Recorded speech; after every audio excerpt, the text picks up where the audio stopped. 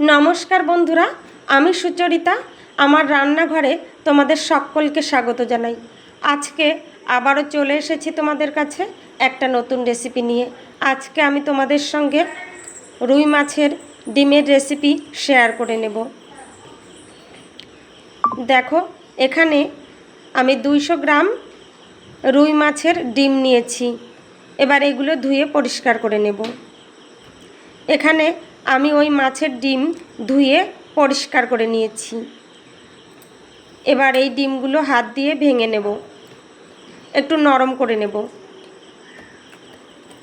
তোমরা যে সমস্ত বন্ধুরা আমার এই ভিডিওটা দেখছো অথচ একটা লাইক দিতে ভুলে গেছো, তোমাদের কাছে অনুরোধ রইল, প্লিজ একটা লাইক দিয়ে ভিডিওটা কন্টিনিউ করো তোমরা। দেখো, এখানে হাত দিয়ে আমি এই মাছের ডিমগুলো ভেঙে নিয়েছি, কতটা সফট হয়েছে। এবার এই মাছের ডিমের মধ্যে একটা মিডিয়াম সাইজের পেঁয়াজ কুচি দিলাম, আর দিলাম হাফ চামচের মতো কালো গোলমরিচের গুঁড়ো। এর সঙ্গেই অ্যাড করে দিলাম হাফ চামচ লাল লঙ্কার গুঁড়ো, আর দিয়ে দিলাম স্বাদ মতো লবণ। এর সঙ্গেই অ্যাড করে দিলাম পরিমাণ মতো হলুদ গুঁড়ো। এবার বাইন্ডিংয়ের জন্য এর মধ্যে 1 চামচ বেসন দিলাম। অবশ্য পরে অফ ক্যামেরায় আরও হাফ চামচ বেসন আমি এখানে অ্যাড করে দিয়েছি। এই বেসন আমি বাড়িতে তৈরি করেছি। এই বেসন তৈরির ভিডিওটা আমার ইউটিউব চ্যানেলে আপলোড করা আছে, তোমরা চাইলে দেখে নিতে পারো বন্ধুরা। দেখো, মাছের ডিমের সঙ্গে সব কিছু আমি ভালোভাবে মেখে নিয়েছি। এবার এগুলো 5 মিনিটের মতো রেস্টে রেখেছিলাম। 5 মিনিট পর চলে এসেছি গ্যাস ওভেনের কাছে। গ্যাস ওভেন অন করে একটা কড়াই গরম করে নিয়েছি। এই কড়াইতে পরিমাণ মতো সাদা তেল অ্যাড করে দিয়েছি। তেলটা একটু নেড়ে চেড়ে নেব, কড়াইয়ের গায়ে খুব ভালোভাবে লাগিয়ে নেব। এখানে এই সাদা তেল আমি খুব ভালোভাবে গরম করে নিয়েছি। এই তেলের মধ্যেই আমি ওই মাছের ডিমের বড়াগুলো ভেজে নেব। দেখো, এই তেলের মধ্যেই আমি এক এক করে মাছের ডিমের বড়াগুলো গোলাকৃতি শেপ দিয়ে দিচ্ছি। আমার এই রেসিপিটা যদি তোমাদের ভালো লাগে বন্ধুরা, তাহলে একটা লাইক দিয়ে ভিডিওটা শেষ পর্যন্ত দেখার অনুরোধ রইল তোমাদের সকলের কাছে। রেসিপিটা কেমন লাগলো সেটা কমেন্ট বক্সে কমেন্ট করে জানিও তোমরা। গ্যাসের ফ্লেম লো টু মিডিয়ামে রেখে আমি ঢাকনা দিয়ে ঢেকে এই মাছের ডিমের বড়াগুলো ভেজে নেব। মাছের ডিমের বড়ার এক সাইড ভাজা হয়ে গেছে, ঢাকনা তুলে দিয়েছি। এবার এগুলো আমি উল্টে দিলাম। দেখো, আবার অপেক্ষা করব মাছের ডিমের বড়ার এই সাইডটা ভাজা হওয়া পর্যন্ত। উল্টে দেওয়ার পরে আবারও একটু ঢেকে দিলাম। কিছুক্ষণ পর ঢাকনা তুলে দিয়েছি। মাছের ডিমের বড়ার এই সাইডটাও ভাজা হয়ে গেছে, একটু নেড়ে চেড়ে নেব।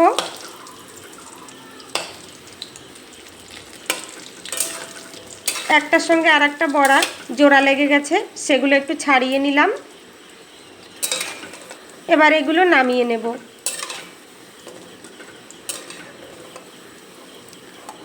আমার এই রেসিপিটা যদি তোমাদের খুব ভালো লাগে তাহলে বন্ধুদের সঙ্গে অবশ্যই একটু শেয়ার করে দিও। দেখো, এখানে সবগুলো মাছের ডিমের বড়া ভেজে আমি নামিয়ে নিলাম। এই একই প্রসেসে বাকি বড়াগুলো আমি ভেজে নেব। দেখো, এখানে ওই একই প্রসেসে বাকি মাছের ডিমের বড়াগুলো আমি ভেজে নিয়েছি। এবার এগুলো নামিয়ে নেব।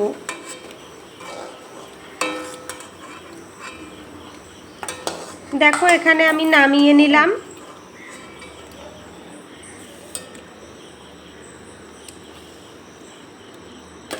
এবার এই বাকি তেলের মধ্যেই আমি একটু সর্ষের তেল অ্যাড করে দিলাম।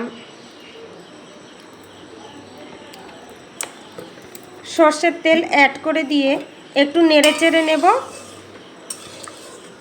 দেখো এখানে একটু নেড়ে চেড়ে নিলাম। এবার এই তেলের মধ্যেই ফোড়ন দিয়ে দেব। দুটো এলাচ, দুটো লবঙ্গ, দু টুকরো দারচিনি, অল্প পরিমাণে গোটা জিরে, একটা শুকনো লঙ্কা আর একটা তেজপাতা দু টুকরো করে এই তেলের মধ্যে আমি দিয়ে দিয়েছি। একটু নেড়ে চেড়ে নেব। ফোড়নটা এখানে হালকা ভেজে নেওয়ার পর এর মধ্যেই পেঁয়াজ কুচি অ্যাড করে দিলাম। দুটো মিডিয়াম সাইজের পেঁয়াজ কুচি আমি এখানে অ্যাড করে দিয়েছি। পেঁয়াজ দিয়ে একটু নেড়ে চেড়ে নেব। এই পেঁয়াজ এখানে আমি হালকা ভেজে নেব।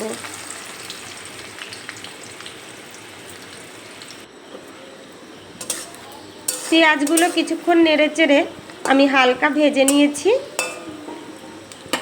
এবার এর মধ্যে আলুগুলো অ্যাড করে দিলাম। আগে থেকে কেটে ধুয়ে পরিষ্কার করে রাখা আলুগুলো আমি অ্যাড করে দিয়েছি। আলু দিয়ে একটু নেড়ে চেড়ে নিলাম। আলুগুলো সব কিছুর সঙ্গে ভালোভাবে মিশিয়ে নিলাম। এই সময় এর মধ্যে আমি স্বাদ মতো লবণ অ্যাড করে দিলাম। লবণ দিয়ে আবারও একটু নেড়ে চেড়ে নেব। লবণ সব কিছুর সঙ্গে ভালোভাবে মিশিয়ে নেব। আলুগুলো এখানে 2-3 মিনিটের মতো ভেজে নেব। দেখো এখানে আলুগুলো আমি 2-3 মিনিটের মতো ভেজে নিয়েছি। মাঝে মধ্যে একটু নেড়ে চেড়ে দিয়েছি। এবার এর মধ্যে বাটা মশলা অ্যাড করে দেব।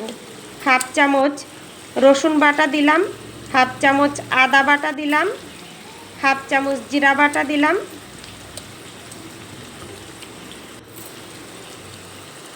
6-7টা শুকনো লঙ্কা বাটা দিলাম।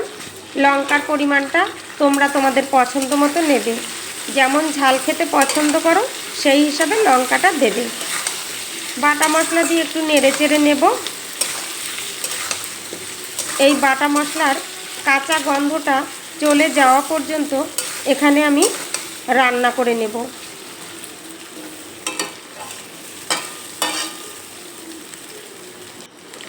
গ্যাসের ফ্লেম মিডিয়ামে রেখে আমি এই রান্নাটা করে নিচ্ছি। দেখো এখানে এই বাটা মশলার কাঁচা গন্ধটা চলে গেছে। এবার এর মধ্যে একটু জল অ্যাড করে দিলাম। জল দিয়েছি এই কারণেই। এবার গুঁড়ো মশলা অ্যাড করে দেব। হাফ চামচ ধনিয়া গুঁড়ো দিলাম, হাফ চামচ কাশ্মীরি লাল লঙ্কার গুঁড়ো দিলাম একটা সুন্দর কালারের জন্য, হাফ চামচ হলুদ গুঁড়ো দিলাম। এবার একটু নেড়ে চেড়ে নেব। গুঁড়ো মশলাগুলো সব কিছুর সঙ্গে ভালোভাবে মিশিয়ে নেব।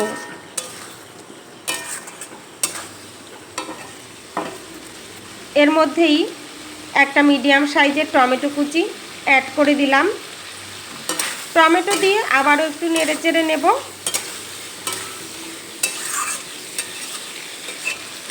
দেখো এখানে একটু নেড়ে চেড়ে নিলাম। গ্যাসের ফ্লেম মিডিয়ামে রেখেছি। ঢাকনা দিয়ে ঢেকে দিলাম।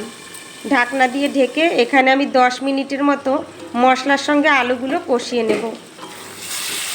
মাঝে 2-3 বার ঢাকনা তুলে আমি একটু নেড়ে চেড়ে দিয়েছি। এতে কড়াইতে লেগে যাবে না, সেই জন্য একটু নেড়ে চেড়ে দিয়ে আবারও ঢাকনা দিয়ে ঢেকে দিয়েছি। দেখো এখানে আমি একটু নেড়ে চেড়ে নিলাম।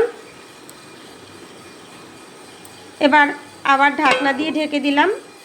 এইভাবে আমি 2-3 বার ঢাকনা তুলে একটু নেড়ে চেড়ে দিয়েছি যাতে কড়াইতে লেগে না যায়। মোট 10 মিনিটের মতো আমি মশলার সঙ্গে আলুগুলো কষিয়ে নিয়েছি। এমনভাবে কষাতে হবে যেন কষানোর সময় আলু অনেকটাই সেদ্ধ হয়ে যায়।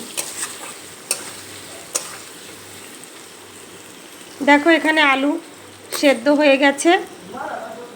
ঝোলের সঙ্গে বেশি আর রান্না করার দরকার হবে না। যে কোনো রান্নায় কষানোটা ভালো হলে রান্নার স্বাদটা দ্বিগুণ হয়ে যায়।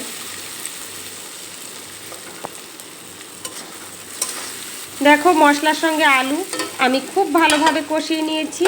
মশলা থেকে তেল ছেড়ে দিয়েছে। এতে বুঝতে হবে যে পারফেক্ট কষানো হয়ে গেছে। এবার এর মধ্যে আমি ওই মাছের ডিমের বড়াগুলো অ্যাড করে দিলাম। মাছের ডিমের বড়া দিয়ে একটু নেড়েচেড়ে নেব, সব কিছুর সঙ্গে ভালোভাবে মিশিয়ে নেব। এই সময় এই মাছের ডিমের বড়াগুলো দিলাম কারণ মশলার সঙ্গে তাহলে একটু ভালোভাবে মিশবে। মাছের ডিমের মধ্যে মশলাগুলো ভালোভাবে প্রবেশ করবে। 2 মিনিটের মতো আমি সব কিছু একসঙ্গে কষিয়ে নেব।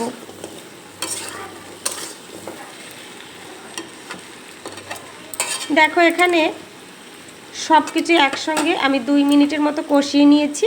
এবার এর মধ্যে গরম জল অ্যাড করে দিলাম। পরিমাণ মতো গরম জল অ্যাড করে দিয়েছি।